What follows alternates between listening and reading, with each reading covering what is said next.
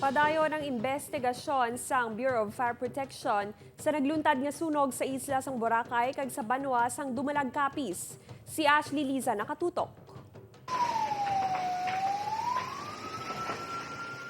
Makita ang pagkarab-karab sang kalayo sa isa ka bodega sa barangay Manok-Manok, Boracay, Aklan kahapon sang aga. Suno sa Malay BFP, ang nasambit nga bodega ang isa sa pinakadakong nga construction storage sa isla sang Boracay. Bangod sa mga nakastock nga mga supply, madasig nga nagdako ang kalayo kag nasunog man ang kaiping nga cottage.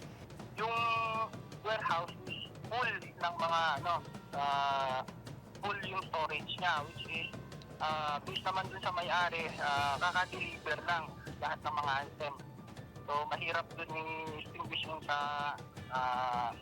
wood lumber o mga pine lumber nila at saka yung mga thinner and the paint. Pasado alas 10 ang aga sang gindeklara ang fire under control, apang alas 12 na kainas ang kaagahon sang tigayon nga nadeklara ang fire out.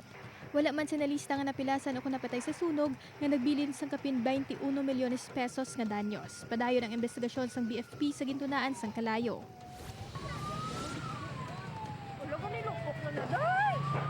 Tuman kay ito naman nga aso ang makita gikan sa nasunog nga balay sa barangay Poblasyon Dumalag Capiz Martes ang hapon.